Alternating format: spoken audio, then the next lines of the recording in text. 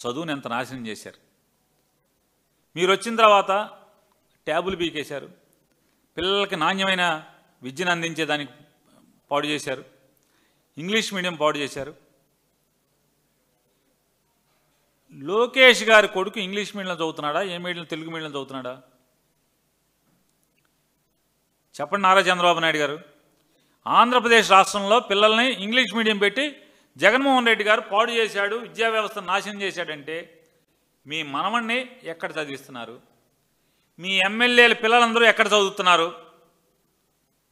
గుండెల మీద చేసుకు చెప్పండి ఎవడైనా. ఒక్క ఎమ్మెల్యే కొడుకు ఎవరైనా ప్రభుత్వ పాఠశాలలో తెలుగు మీడియంలో వాడు చదువుతున్నాడా? చదవట్లేదు కదా. మీ ఇంట్లో చదవరు, మీ దగ్గర పనిచేసే వాళ్ళ ఇంట్లో చదవరు, మీ ఎమ్మెల్యేలు చదవరు, మీ మంత్రుల పిల్లలు చదవరు, మీ మంత్రుల మనవాళ్ళు చదవరు. నాశనం చేసింది ఎవరు?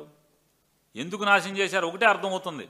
అంటే పేదవాళ్ళ పిల్లలు బాగా చదువుకుని వాళ్ళు ఎక్కడికో ఎగిరిపోతే పెత్తందారుల ఇళ్లలో పనిచేయటానికి మనుషులు దొరకరనేటువంటి తప్పుడు ఆలోచనతో తప్పితే మీ ప్రభుత్వం ఎందుకు విద్యా వ్యవస్థలో ఇంగ్లీష్ మీడియం తీసేసింది?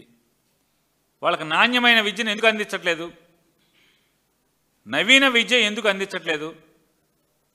అందించకపోగా సర్వనాశనం చేసి జగన్మోహన్ రెడ్డి గారి మీద ఇంకా తప్పుడు మాటలు మాట్లాడటం.